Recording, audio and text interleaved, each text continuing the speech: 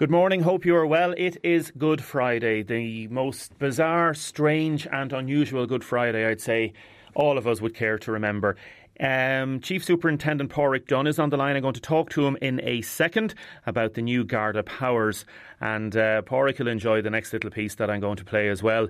Morning Ireland had a piece this morning regarding the John Mullane, I suppose, when he got sent off and when he said he loves his county. Here's the little clip that I managed to get from the archives. This is lovely, this is great. Listen to this. This will brighten up your day. Yeah, it's red. John Mullane, one of the heroes of last year, when Waterford went close, has been sent off. They're all heroes out there, you know. Unbelievable. The biggest heroes saw John today, right? I can't. Come on, John Mullane! John, hopefully you'll be back for an All-Ireland final appearance at Waterford. You'll be back. We'll see what happens, you know. You're right, you'll be back, John. I don't know, I just delighted for the lads today, you know, and I don't know what to say, really. What was it like for you watching on the sideline in a game that was just topsy-turvy? Things were just going through my head, you know, and because, like, you know, I don't want to leave the people of Waterford down, you know, because they're my life, you know. People of Waterford are my life, you know, and I love me county, you know. We love John Mullane! Thanks for talking to us, John. Back to you, Michael. Pádraig, you bring a smile to anybody's face, wouldn't it? It definitely would, Damien. And I think if that was ever an example of a Waterford person taking personal responsibility, yes, John Mullane is the epitome of that. Yeah, that's the reason I used it right at the top of the programme, because it leads perfectly into the little chat we're having. And hello to John and all his family out there this morning. Chief Superintendent Pádraig Dunne, hello to you and your family and all your staff. Hope you're keeping well and safe. Can you remind the public, please, Chief Superintendent, and thank you very much for joining us this morning, what are the new powers that Gardaí have now? Well, obviously, Damien, the Health Preservation and Protection and Other Emergency Measures in the Public Interest Act 2020, it came into power on the 7th of April, and it restricts movement for particular reasons, and those reasons are well known to your listeners. It's to do with our current COVID-19 pandemic, and the restrictions, these current restrictions, would stay in place on the 12th of April. That's Sunday at 12 midnight.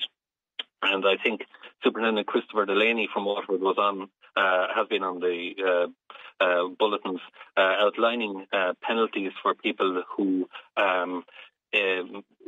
don't comply with the legislation, which can result in a fine of upwards of €2,500 or 6-month imprisonment. But what I'd like to get across to your listeners is that we prefer to see people complying with the legislation. The last thing we want to do is enforce them. So we want to engage with people, and we're doing that through our checkpoints. We want to explain the reasons why the government have put in these restrictions, and we want to encourage people to abide by them. So over the last number of days, I've been out on the checkpoints, Damien. I've been visiting them, and I'd have to say there's an extremely positive response. So on that, are people, or how are people adjusting to the new restrictions? Well, we have a lovely county and city down here in Waterford, and, you know, it was very poignant of you to play the John Mullane clip. Those great sportsmen give us great days out. And Waterford people are, to me, are a very proud county, a very good county. And in general, I'd have to say, from seeing the way they're treating the Garda members out on the checkpoints, it's absolutely brilliant. There are long queues on some of the checkpoints. People are going and coming from work. They're putting out their letters, their ID, and they're more than compliant. I would have to say the amount of goodwill on the checkpoint is immense. So it's important to remember as well, Chief Superintendent, that an offence will only be committed if a person refuses a direction from a Gardaí to comply with the regulation. So, for example, if somebody is out jogging 3 kilometres from their home, and if they're asked by the guards, the guard will stop him and ask him or her to go home. And only if they refuse that, then it becomes a more serious matter, as you say. They're agreeing and working with the guards on this. That's 100% correct, Amy. I suppose the areas that we are having difficulty with, and it's very important for people to understand this, a lot of people are concentrating on the restriction of movement of vehicles.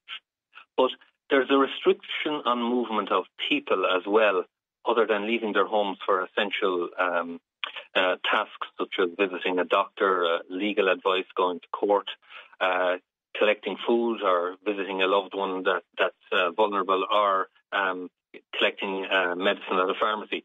But we're finding difficulties in some of our larger estates where parents are allowing young adults, young teenagers, to congregate in groups. And this is putting those family units at risk, and it's going to ultimately put the health service at risk because it will increase transmission. So that's where we have difficulties at the moment, where people are still congregating in groups. And the other place we have difficulties is that people feel that they can have house parties. That is contrary, and it's against the spirit of the legislation. People are to stay in their own family units. This act is designed to keep people safe. It's designed to reduce the impact on those great people that are working in the hospitals, the nurses, the doctors, the hospital staff, and it's to make vulnerable people and those that are cocooning, it's to make them safe. So those are the difficulties we're having at the moment. And have you had to use the new powers yet, Pádraig, in the sense that have you had any arrests yet? We've had no arrests yet. We've had to advise people, we've had to explain to people, and we've had to encourage people, and we have turned people back at the checkpoints. I will go out again today and visit the checkpoints, but I was present on a number of checkpoints over the last 2 or 3 days where people were turned back because their journeys weren't necessary. And they did turn back because when it was explained to them, they realised it and they did turn back. And I think the vast majority of people know why those regulations are there. They do curtail personal movement. But what we're saying to people is, if you look at it individually, if you look at what John Mullane said, what can I do to make my community safe? And the first thing you can do is you can abide by the government and HSE guidelines. If you do that, our communities will be safe. If you're a parent and you're responsible for young people, you've got to make sure that they comply with the regulations as well. So there's personal responsibility, and if the personal responsibility works, our communities will be safe. And what about then people that have travelled from Dublin or from other parts of the country into Dunmore, Tramore, Copper Coast, Gold Coast over the weekend or yesterday? What's happened there, Chief Super? Well, we're pretty confident that a lot of movement was curtailed, especially by our colleagues in Dublin. And then we have 12 permanent checkpoints out all around the county, and they're working quite well. We're very heartened by the owners of caravan parks. They all closed the caravan parks. So they closed them, did they? Yeah. And what about, isn't there some places, holiday home places, where there may be full-time residents there, so they wouldn't necessarily be able to close? I suppose that's different from a caravan park as such, isn't it? Yeah. The holiday residents are different from caravan parks. And if a person is permanently resident in a holiday home, that's their personal residence, and that's fine. The idea and the evidence behind what's happening this weekend is we're trying to curtail the movement, large movements of people into small communities, because they'd make those small communities vulnerable. You'd have the same people going to the same shops. You'd have a large influx in, and it would make people unsafe, and it could result in the transfer and the increase in COVID-19 in rural areas. Very good. And just on that, Chief, the idea then that if somebody did get into his or her holiday home and is there, and let's say the Gardaí come and check and find that somebody's there, it's not their principal residence. I was looking at a piece with Drew Harris, the Commissioner, when he said they may well be asked to stay at that holiday home. Or what's happening, or what has happened the last 24 hours? Would your members be asking them to go back to Dublin, or would you say stay there? No, If they're there, then they'll have to adapt that as their principal residence, and the restrictions are in until 12 midnight on Sunday night. So then the same applies to them. If they want to take exercise, it's within 2 kilometres of that residence.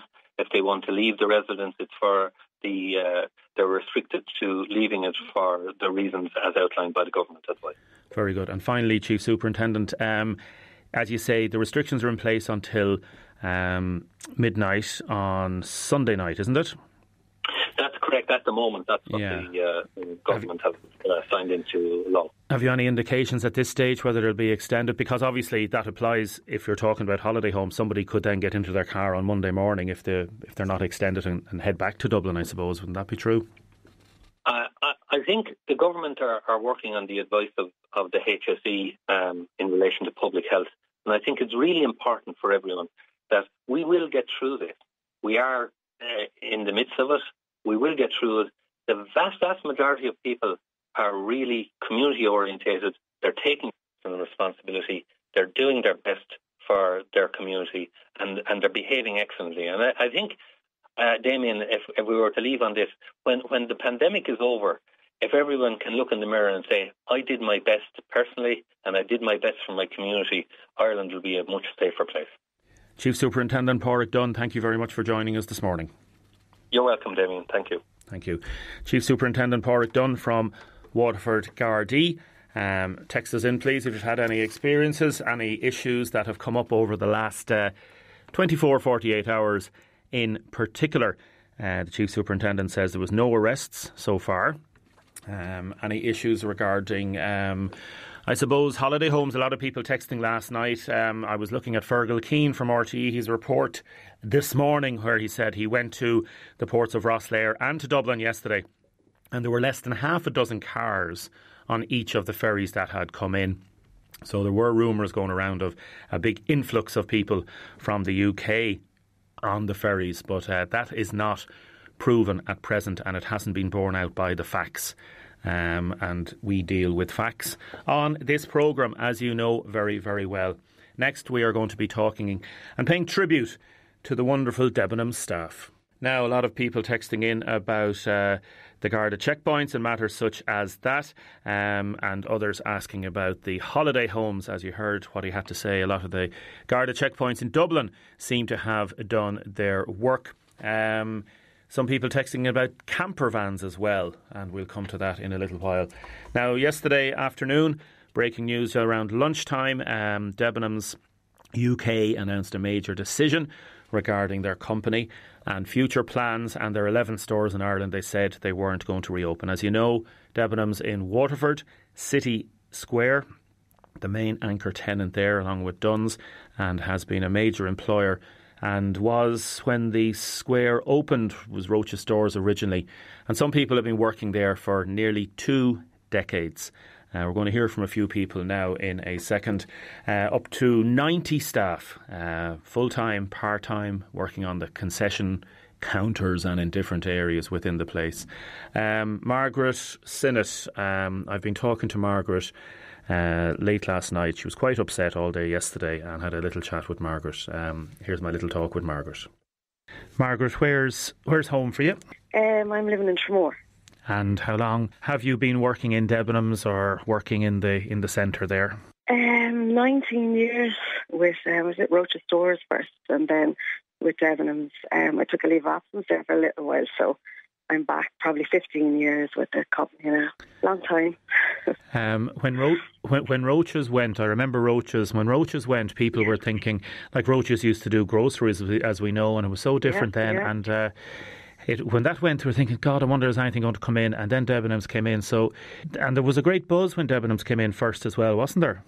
There was. I think people were happy to see a new company coming in, and they kind of launched with the kind of knocked down prices on clothing and things like that, and people felt it was good for the town. Some people still to this day would miss Roach's Stores. I see some comments on Facebook today about Roach's Stores and that, but you know, Debenhams, like, they looked after us when they came in, and they kind of built us up a lot and told us how good they were, and they had great plans for Waterford and all their stores in Ireland.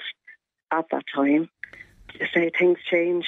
And I know in the last 10 years in particular, Waterford's had a tough time from a retail experience, but Debenhams hung in there when a lot of people were saying they were going to pull out. They did hang in there, didn't they? They did. I think I spoke to you a few times at the register about it. Yeah.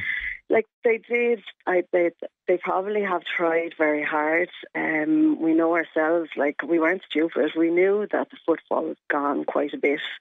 We knew, like they were saying and hoping to go online quite a bit. But I don't know whether it was as big as they thought it would be for them. We still have customers that come into us every day, and good customers that would know us all very well. And yeah, they had great plans. I don't know. I think retail has changed quite a lot since the time I first started working in retail. The younger people just don't seem to shop in shops. They don't seem to come in. It's like a lot of our business, say, in the last year would be returns from online. Just processing returns. And that was kind of a lot of what it was gone to. The footfall was gone. It really was. So. And women going in and browsing, and in the past they might have bought one or two garments, one or two items, 3 or 4 maybe. Then a lot of times you'd see people there and they'd just be looking, and they wouldn't have bags with them. So you'd probably be, like as you say, the actual sales as well as footfall going down. The sales went down. Sales were down. Yeah. Definitely. I worked on the laundry department, so I would be a bra fitter. And like the difference, even in the last 2 years, and the amount of bra fitting we would have done, and and even on a Saturday, like there would be 3 or 4 of us non-stop all day, where that was completely gone in the last year. The busyness was gone out of it. It just wasn't happening. And even like customer-wise, I could say to a customer, would you like to try that on? And they'd say, oh, well, I've measured myself online. I've taken my measurements and it's taught me what I am. So services were even going, that kind of way. Yeah. Retail has just gone so different. And then when heading in a different direction. And then when this happened, the COVID crisis happened, and I was actually in there the last day, half an hour before you closed, getting a couple of shirts, because there were some really good bargains and the sales were really, really good. They were trying. And even I don't know whether people have noticed in, like, say, the last 2 weeks, 3 weeks online, there's been great. They're trying to get money in. You can see they were trying to do that. But it just doesn't seem to. They've been doing offers with the last 2-3 years, like big offers, 70% off, 50% off, 1-day offers. I think they've been really trying. Yeah, they've been really trying. Your fellow staff members, Margaret, friends, lifelong friends, like people that you're going to miss immensely. Yeah. Oh, unbelievable. Like, you probably see your workmates more than you see your own family. Like, you go through everything with them, from new babies being born to marriages to death to everything. They become a big part of your life. Like, I've had more phone calls and text messages today, and tears, and lots of tears. And it's very, very hard. Really, really hard. Yeah. Sure, look, that's life, I suppose. And look, there's a lot of people out there at the time with the virus are a lot worse off than us, and you have to think that way, and you have to think, well, things have to move on as well, There's always someone worse off than you. I know we're all in shock today, but there always is, And yet it's like a part of your life has been ripped out of you. I said it to my mum this evening, and it feels like someone's after dying belongs to me. That's the way I feel. It's just, and I think it was such a shock. I got a phone call from one of the girls. Did you get the email? And I said, what email? And she just said, read your emails, we're gone. And she put down the phone, and then I read my email, and I was just reading it, and I was just going, what? Even though we knew things weren't good, I think we thought we would be in work and we'd be told that there was closures or there was redundancies. We didn't think it was going to hit us like this, that kind of way. I think it's more of a shock, really. And some like, really loyal customers over the years as well, Margaret. Oh, sure, great friends. And, I'd be out and I'd meet people, and it's funny, as I say, the department, I'm in the laundry department, I've often met people in toilets and they were there, I'm wearing this, and I'm there, oh my God. And that's only that's only the women now. No, never mind about the men. But you know what? I would walk down through Waterford City, and there's loads people be saying hello to me, and you'd be saying hello back, and you'd be saying to yourself, "Where do I know that person from?" And you say, "Of course, they're in with me in work." And the older generation as well have been with us for years, since Roach's time, and great friends, and even today now, a lot of the ex-staff were on to me, and just messages, and short phone calls, because we weren't really, the cheers would start, so I wasn't really able to talk to people, but great friends all through the years, customer-wise as well. Yeah, definitely. It's just so sad, Margaret. Oh, it's wicked sad, and it's sad for Waterford as well, It really is. It's a big loss. And it's just... What are you going to do yourself? It's too early to think about it. No. It's too early. At the moment, we got a message from the union earlier, and they just told us to stick in there, and they're going to see where we're at, because we don't know where we're at. We just have to hold it on now and see what's going to happen. They said they're waiting to meet with the company and the liquidators, so we just have to wait and see what's going to happen from there. And I'd say there'll be more tears over the next few days, Margaret. Oh, there will. Sure, look, they're happy memories as well. We'll get over the shock. You know, we'll get over the shock, but hopefully we'll all keep in touch, and everybody will stay safe and keep healthy. Yeah, exactly. Margaret, mind yourself and your family. I will. What's your mum's name? Fran. And we'll say hello. We'll say hello to her. I will. And to all the staff. Listen, I'll talk to you again. Oh, thanks very much, Damien. And thanks to Margaret for talking to me. Katrina, good morning. Morning, Damien. How are you? I'm good. How are you? I'd say you're still in shock, are you? I am, yeah. And just listening to Margaret there, it's just a bit emotional. But it's a shock. I mean, we were all expecting it the last few years. It was the talk of the stock and of Waterford that Debenhams were in trouble, and we were always waiting for it. But to get the news was it's a different feeling when you finally get the news that they're closed. Normally, if a place closes, you'd have a chance to go out and have a drink with people, or meet them for a cup of tea or a cup of coffee, and everybody congregates and comes together and has a little chat, and there's kind of a wake in a way. It's kind of a celebration of friendships that have gone for years. That's not possible. I was seeing posts on Facebook last night, and people can't come together. That makes it even more difficult, doesn't it? It does, but I have to say, last night we have our own little work chat group on Facebook, and there was a few, messages going up and a bit of banter going on. A few of the girls were having a drink, but that was nice to be able to see that much at least. So look, we'll have a big party when this is all over. What is the situation? Do you know? People are texting in regarding vouchers. I suppose they could spend them online. Is that the only? Can you use these vouchers online still? The vouchers, I think you can. I'm not 100% sure now, but I know the online is still going on from England. I saw something yesterday. You can still shop online on Debenhams. Yes, I think you can, yeah. And how many years were you working there yourself, Katrina? I was there 10 years. 10 years since October. I was previously a cleaner there for 8 years, and then saw a position in the crag hopper department just over 2.5 years ago. So I applied and I got the job. So I ran the men's and the women's and the crag hopper at Debenhams. And they were just about to get a kids department. Just before this all happened, they were putting a children's department in crag hoppers upstairs. That unfortunately won't happen. And some great friendships, and then the customers as well, like lovely, lovely customers, people that you'd know regularly, huh? Yeah, always the people that come in, and especially go to the cafe. they go, the older kind of customers would go over to the cafe and sit down, and they'd stay there like most of the day, just having chats and tea and cakes, and they'd always come in around every day. And are you going to miss it, Katrina? I will. I mean, I know we all give out better jobs. You know, you'd always be giving out some in some way. In every job, we're all the same.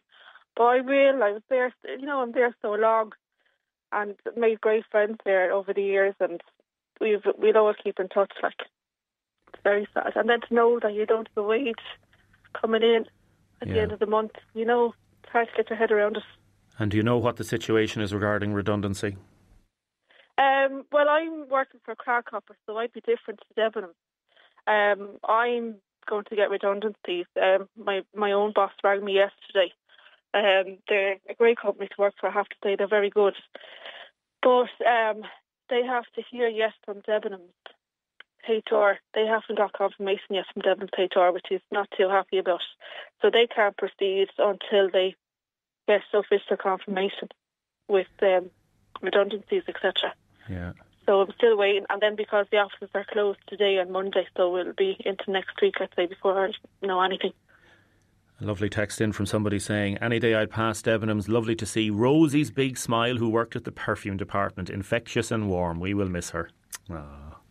Oh, Rosie O'Driscoll. Yeah, I think she's one of the good ones downstairs. You'd always have banter with the girls down in the beauty department. They're a great crack.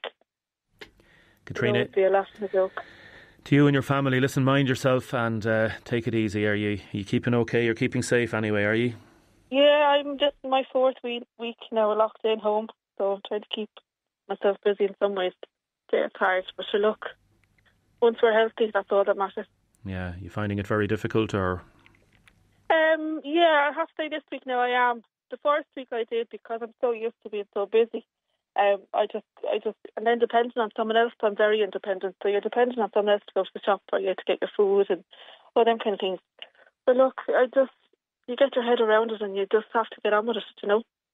Yeah, listen, to you and all the staff, Katrina English, thank you and mind yourself, and thanks for many, many great years of service. Thank you. Take care. Thanks, Katrina. Katrina English there, one of the staff, and you heard Margaret Sinnott earlier on as well. Very, very sad day for the staff, for their families, and for people in Waterford. A lot of people texting in to praise the Debenhams staff. Others saying that anybody doing online shopping is contributing to job losses. That's one of the matters. Another person saying, Sean has texted in, I tried using the Debenhams gift card online last night. It kept looking for a 4-digit PIN number, but I've never had one, so I've been unable to use it. So that matter there. Pity to see Debenhams go, says this person. It had a great selection of clothes, but again, online shopping has hastened the demise of many, many of the shops. Keep your texts and comments coming in. A lot of texts about checkpoints and cars and vans that have come with either Northern Ireland or English registrations. A lot of people can't discern or, I suppose, find the difference between GB plates and Northern Ireland plates. A texter, I personally saw 4 vehicles with GP plates in Dungarvan taking picture at the causeway. I find it very hard that they have come down or come over from England. The law should apply to everyone. And so what happens, says this person, if there is a Northern Ireland or English plate, what happens to those people? I suppose the fines, it's like getting a speeding ticket in Ireland. If you go back to England, it's very difficult to get that fine paid, I suppose. So in terms of enforcing the law, I think it's one that Gardaí are trying to work on, as we say. Another texter, if the restrictions are extended, will those people who travel from Dublin or elsewhere to their holiday homes be allowed to get in their cars on Sunday or Monday and travel back? This is wrong. Another person talking about Cumshannon Lake and people being over there. Another person talking about Pebble Beach and people being down there. Next, we are going to talk to Dr. Brian Creedon regarding, I suppose, medical and health matters. Now, I'll come to a lot of your texts and comments, but he's waiting on the line, so I don't want to keep him for too much longer because I know he's a very busy bucal. Dr. Brian Creedon, good morning. Good morning, Damien. How are you, Brian? How are you keeping? I'm good. We're all busy at the moment, and just to acknowledge, it's very difficult to hear some of the challenges for people in Waterford around the country economically and otherwise at the moment, and I appreciate it as well as related to COVID-19 matters. People are very worried about the future in lots of ways in terms of their employment and what's going to happen, and so I appreciate that. But I think we, as a nation, we need to try and remain as positive as we can and focus on that things will get better, and that the actions we've taken to date, and we heard Professor Philip Nolan relating to this last night on the government press conference, that we have seen a change, the number of cases being spread, and we are seeing that curve starting to flatten, but it has not flattened and certainly is not decreasing yet. It's not yet, and you're a consultant in palliative care medicine at UHW, and also a clinical lead for the National Clinical Programme for Palliative Care. The idea of people being able to compartmentalise in their minds different aspects of things can help them overcome, I suppose, stress and matters such as that. So the first thing is health. Economics then may be a second sector. There may be social matters then, not being able to talk to your friends and loved ones and whatever. But the overriding aspect of this is health. And it's about protecting the health of the population and those that protect those. So protecting the frontline workers. And that's just so important. And that message, even it's difficult, Brian, as you say, for people in their homes this weekend. We're going to hear from some other people. Just to constantly for people to remind themselves that this increase in numbers, the crisis is far from over. It's far from over, isn't it? Absolutely, and I'm not going to get into predictions of when it will be over. No. But we are in a better place now than we were 3 to 4 weeks ago in terms of some of the concerns at that stage. But that's been as a result of the actions we've taken. I do think there's cause to be positive. I think we've taken a lot of the actions recommended by the World Health Organization. I think our government, as it is at the moment, has done the right thing, and I think our nation and all our citizens and those that live here have done the right thing, but we will need to continue to do that. And I think by doing that, we will protect our own health and the health of others and the health of those who are very vulnerable. But without trying to frighten people, all of us are vulnerable with this illness. Many healthy, young and people of all ages have died from this illness and will die if we don't, all of us individually, take action. So nobody is safe from this illness. We don't have a treatment or an antibiotic or a cure. We give supportive care for people who get sick and people who need help with breathing. We can give treatment or assistance with that, but we don't have something that takes away this illness. So it's up to each and every one of us to minimise the number of people who contract this illness, to minimise the spread and to minimise contact with people, actually to have no contact ideally with people outside of our home unit, those that we live with. Yeah, like the texts still come in about somebody was just phoned us in 0518461123 where he lives. There was a meeting, kind of a party in a house of around 20 people that they'd normally hold in a pub, people from different households going together. Like, again, some people may become complacent, Brian, and that's human nature in some respect after a few weeks. But to reinforce that message, to reinforce it, like I was talking to a chap this morning whose neighbour is in his 50s and he's been spending time in intensive care and he's never had any underlying problems and it's affected him, it's hit him, and he's coming through, thankfully, and things are looking good, but it can hit anybody. This idea that you're immune from it is just wrong, isn't it?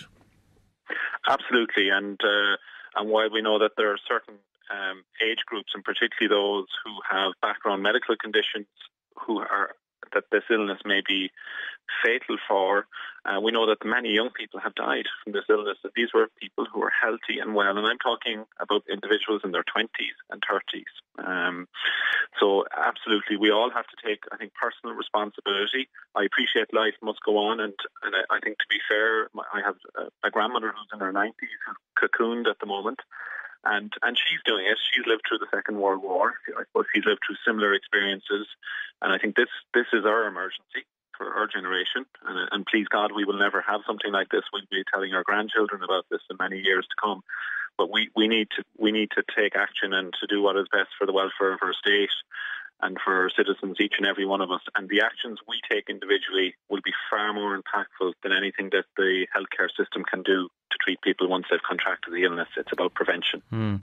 I know this isn't your area directly, Brian, but have you any idea why the testing results are taking so long? I put a post up last night. I've had multiple texts from people, some 14, 16 days, one person 21 days. The test was done ago. They still don't have the results back yet. I know there's been a jam and a backlog in the service, but that's a long time to wait, isn't it? It is, and that's been a real challenge. And I think the difficulty with this virus is that it's affected the world at the same time. I saw an article recently talking about how the world has changed in 100 days, and I think it's a very, very true comment.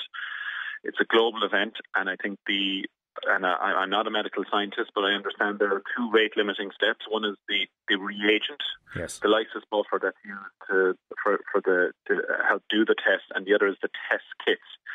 And the entire world is looking for both these materials at the moment to do testing. And I suppose in some ways we're probably competing with other wealthy and wealthier countries, and the supply is limited. Now, I am told, and we would have heard the Chief Medical Officer and the Chief Clinical Officer last night were referring to that they are hoping, and I think have actually will ramp up testing next week. And I think I've heard mention that they're looking to turn around testing in 24 hours in the middle of next week. And when we do that, that will hopefully ensure that people are getting test results much quicker. It's important to say, though, that many people, while testing will help, testing isn't an absolute with this virus. We know that a certain percentage of people will have the virus and test negative. So that's why we're still asking people who have symptoms that are suggestive of COVID-19 to self-isolate and to take precautions, and particularly for those pending their test result as well. But you're right, Damien. We do need to try and get to a space where we're able to do rapid testing, contact tracing, and hopefully reassure the public that in terms of identifying people who've been close contacts, and then hopefully trying to use the words of the WHO to extinguish this virus. And finally, Brian, those that have loved ones in the hospital, and obviously you deal in palliative care, the relations of those, they've been very good, and they know that you're doing your best in caring for people. They may not be able to see them the way they want to see them, but the treatment is just top notch, and the care and love and attention that your staff and your colleagues and yourselves are giving to the patients. Thanks, Damien, and we're very committed to doing that. And what I would say is that I can't imagine how difficult it is at the moment for many family members not being able to see and touch and hold their loved ones. But if they have concerns, to make contact with the hospital, with the care team, or with the nurses on the ward to get regular updates. And if they have access to phones and so on, to contact people regularly. We are trying to have some IT devices shared through the hospital, particularly for patients who may not have access to phones, that will allow them to either phone or FaceTime or use other social media communication methods to talk to their loved ones. And it's interesting that how quickly we all adapt to that, even people who've never used those devices before. It's not the same, but certainly I think it does help. And just to reassure the public as well, nobody in this hospital will be left on their own if they're unwell. They will be cared for, they will be attended to, there will be people who will talk to them and use their first name and care for them as if it was one of their own family. Yes. And that dedication is there and will continue. Brian, mind yourself, your family and all your colleagues and staff, okay? Okay, thanks, Damien. Take care. And it's a pleasure talking to you. Thanks for coming on. I really appreciate it. Dr. Brian Creedon there, consultant in palliative care medicine at UHW.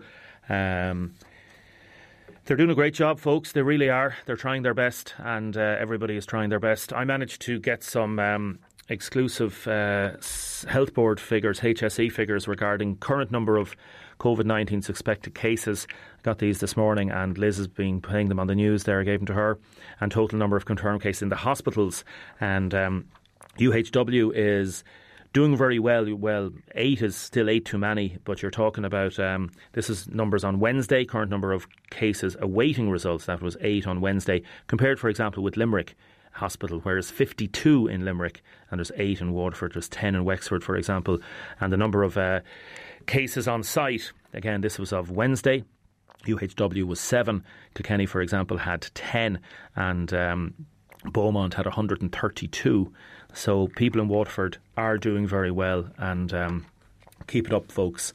A lot of people have texted in about the PIN number on the Debenhams cards. The 4-digit PIN is on the back of the gift card at the top. The customer will need to scratch it off. A lot of people texting in about that. Thank you very much for that. Sean said a text in, why are the Gardaí sending the message to the public that they'll ask people who break the COVID-19 travel restrictions to go home rather than fine them? They'd be better off saying we will be issuing fines for anyone breaking the law. The kind of person that's responsible enough or irresponsible enough to make unnecessary journeys is more likely to make them in the knowledge that they are just going to get a gentle reminder and send them home. Find them and send out the right message. That is coming in from Sean. Big happy birthday to our nanny Nellie McGrath in Pinewood Avenue in Hillview today. We miss you, Nanny and Grandad. Have a lovely day. Thank you very much for that. I think that's in from Sandra. Coming up in the second half of the show, we are going to be playing some lovely music. We're going to be talking to some musicians. We're going to be talking about all things positive and things that you can do. And we're going to be talking to this man as well, who's proved a big internet hit. We're going to be talking to Richie Hayes in Florida as well. And what about Bim Connors? Now, keep your texts and comments coming in. Happy birthday to Caroline O'Mahony, working at the microbiology lab at UHW, from all the Shanahan girls. I was out in Johns Park the other day. I spoke to a few people. Here's another lady I spoke to, with social distancing, of course, interviewing her on the end of a big, long, I suppose, extended interview procedure, 2 metres away. And this is what she had to say. What's your own name? My name is Eleanor Flynn. How are you? All right, not too bad. Bored out of my brain, yes. I'd like to be able to go for a nice long walk, but you can't. So I'd normally go, especially with the dogs and stuff. I'd like to go now to the beach, Balman, but you can't. You have to stay in. So I'll say there's going to be an awful lot of people are going to be, their minds are going to be gone off with their head by this time now, you know. And I keep an eye on my mother because she lives down the road. What's the mother's name? Peg TB. So I look after her, so that keeps me a bit busy. But I'd love to still say it's kind of climbing the walls at the moment. They only can do so much in the house. We have to paint the hall and we have to paint the porch and we're painting the back. We're running out. Nearly painted the dog there as well, I'd say, did you? Exactly. What's the dog's name? That's Missy. I have another one as well, Toby. So they'd be mad for walking. We'd normally bring them for a fairly long walk, but we can't. We only bring them the 2 kilometres and that's it. So they're wondering what's happening as well. So that's it. But they will be. I pity the older people like my mother, because she can't go out because she's 86. You know what I mean? So the only person who's going in and out there is me, because I look after her. The rest can't go in and see her. And one of her children is in hospital.